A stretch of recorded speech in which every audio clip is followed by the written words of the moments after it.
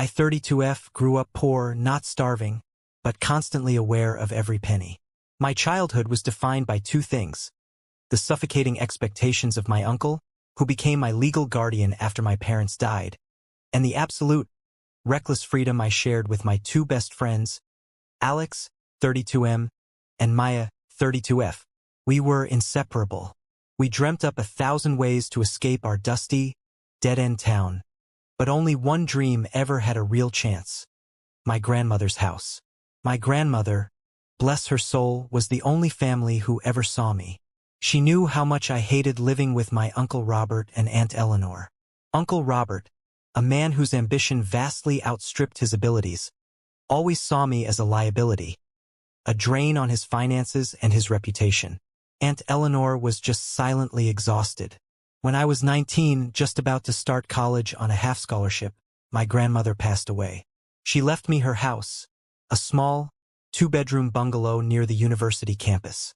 It wasn't worth a fortune, but it was my fortune.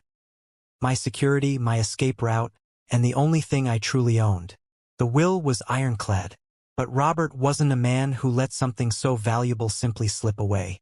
He sat me down with a slick lawyer and the kind of paternal sigh that was meant to crush any budding argument. He told me the house was an unnecessary burden right now.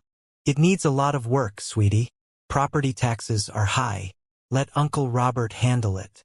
We'll put it in a trust, sell it when the market is better, and you'll get the profit for a down payment on your real home one day. I was 19, emotionally shattered, and completely dependent on him. Alex and Maya, though, smelled a rat. Alex was already running a small landscaping business, and Maya was working 2 jobs. They begged me not to sign anything. It's a house, Alara, not a used car. Get your own lawyer. They insisted, but Robert made me feel small and ungrateful. I signed the documents, giving him power of attorney over the property. Years passed.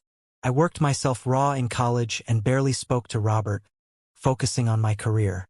I moved across the country for a high-powered job in tech and finally achieved the success I'd always craved. I became the breadwinner I never thought I could be, now earning a 6-figure salary, driving a nice car, and owning my own condo.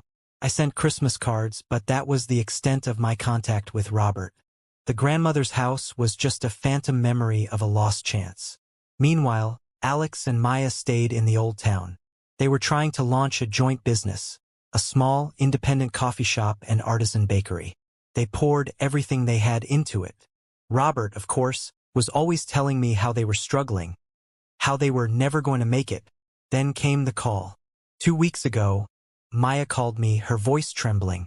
Alara, I need to tell you something. Alex and we just found out where Robert gets all his extra cash. What are you talking about, Maya? I asked, completely lost. The house. Your grandmother's house. He didn't sell it. He's been renting it out. Not just that, he's renting it to a huge national chain, a terrible gentrifying pizza place, and he's been pocketing the rent for 13 years. 13 years, Alara. Not a trust. Not a sale. Just pure theft. The phone went silent except for my own ragged breathing. 13 years. I felt physically sick. Not just because of the massive financial loss, but because of the sheer audacity, the sustained, calculated betrayal. Robert hadn't just neglected the house. He had actively exploited my grief and dependence, using my inheritance as his private income stream, while pretending to be the benevolent guardian. How did you find this out? I managed to choke out. Maya explained that they were trying to secure a small loan to keep their bakery afloat, and the bank asked for comparable business permits for the commercial strip near their shop and found the permit filed under Uncle Robert's name, specifically listing Alara's trust property as the collateral and rental location for the new corporate pizza chain that had opened 2 years ago. The place is called Pizza King, Alara, Maya whispered, a note of bitter humor in her voice. It's practically a landmark now. Everyone assumed Robert had bought the property years ago. He even listed Aunt Eleanor as a co-signee on the first lease agreement. I hung up, my hands shaking. I immediately called Aunt Eleanor. She was always the timid one, the silent victim of Robert's schemes. I laid out the facts, not demanding, but just stating what I knew. There was a long silence, followed by a quiet, heartbreaking flood of tears. "I tried to tell you, Alara," she sobbed. "I told him it was wrong, but he threatened to leave me to ruin me financially. He used the money to pay off his mounting business debts years ago, claiming it was borrowed capital from your inheritance. He never planned to give it back.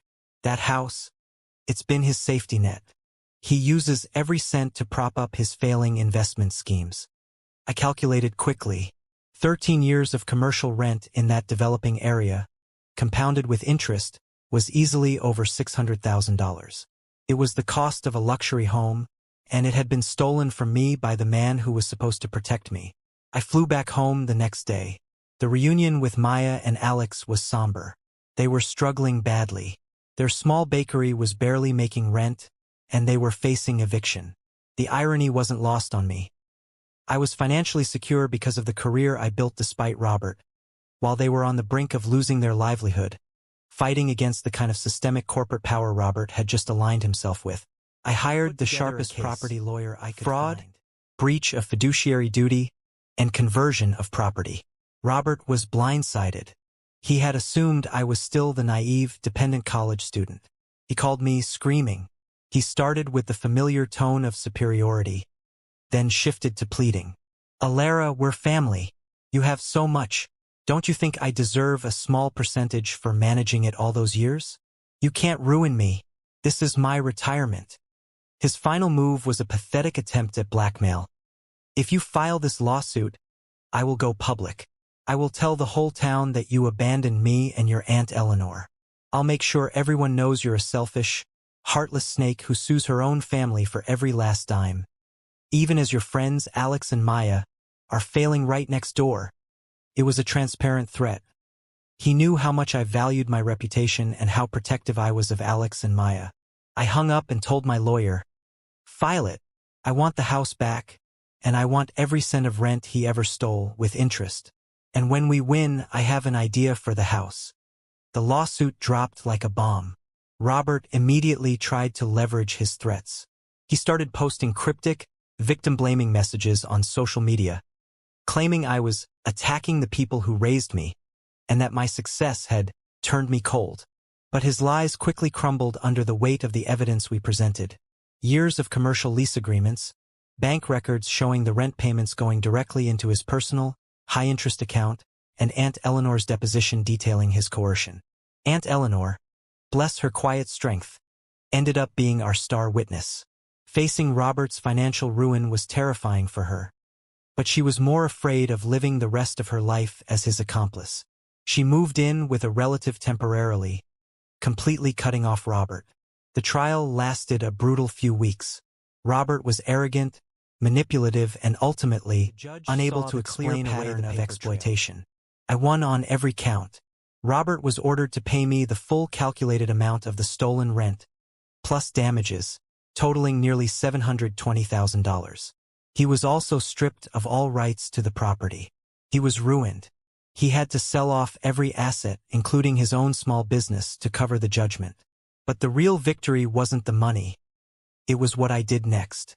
Alex and Maya had been forced to close their bakery. They were crushed. I met them at the old, dusty bungalow, my grandmother's house. The corporate pizza chain had been evicted, and the place was a mess. I handed them a small, sealed envelope. Inside was a key and a signed deed. Robert had this house renovated to commercial standards for the pizza place, I explained, tears welling up as I looked at my lifelong friends. "It's already zoned for business. It needs work, but it's structurally sound. I don't need this house. I don't need the money. You two deserve a fresh start, a real chance. This is your new bakery, rent-free, mortgage-free. It's what Grandma would have wanted." Alex stared at the deed, and Maya started sobbing, burying her face in my shoulder. It was the end of a long, painful chapter. I had lost the part of my family that claimed to love me, but I had secured the future of the family I chose. Robert tried one last time to appeal to my guilt, showing up at my condo with a worn-out photo of me as a child. I didn't even open the door. I simply called the police and had him escorted off the property. My silence was over. My vengeance was complete. I had finally taken back what was mine, and I had used it to build something beautiful for the people who never betrayed me.